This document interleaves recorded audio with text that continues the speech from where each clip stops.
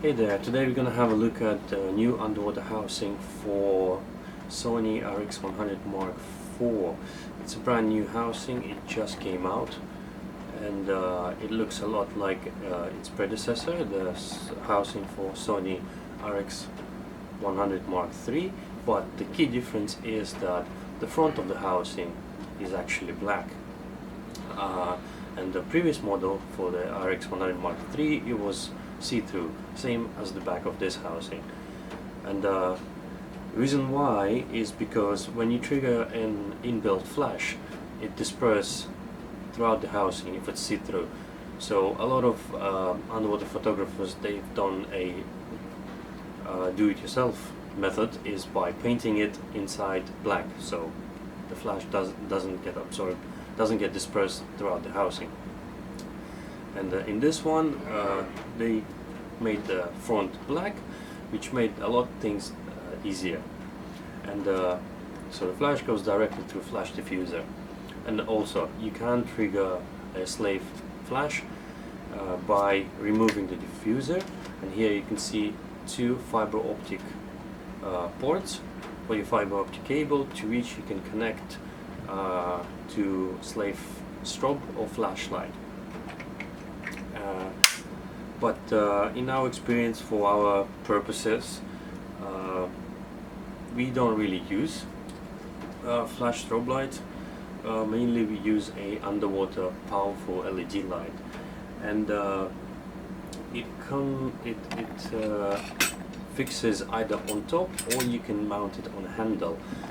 I'll demonstrate now how the handle mounts at the bottom, which at the bottom we have a steel plate with a diameter of holes of 1/4 of an inch holes. Same for these screws on this handle. So they just go straight in, fixing in place.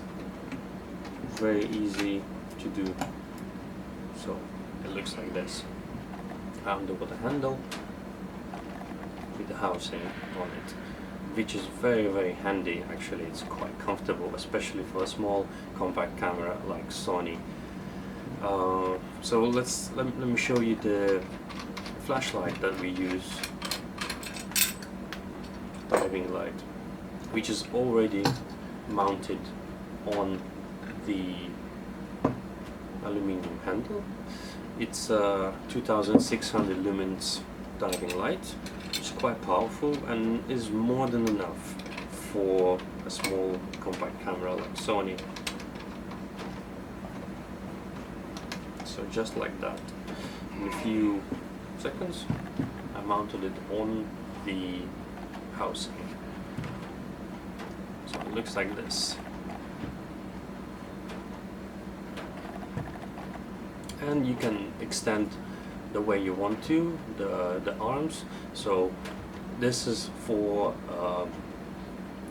this specific way how it's put right now. It's only for viewing purposes, but in real life you would want to extend it somewhere in front, because that's where the light should be in order to make the best effect of it.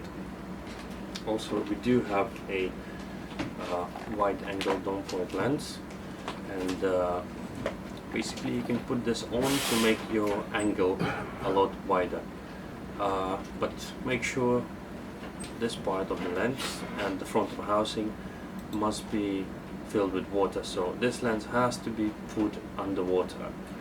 If it's not going to put underwater, it's not going to make any wide angle effect. And this is not some sort of fisheye surface lens, nor it is underwater surface, nor is underwater fisheye lens. It is strictly a wide angle correctional lens. So let's put it in place. The housing has a 67 mm thread in front, and we can basically just screw it right on, but you do have to get it aligned properly. So a few times, and then here we have it. So it looks like that. diving light and the correctional doped lens. Just make sure you have to put this accessory underwater, because the water plays the key role in enhancing and widening the angle of the lens.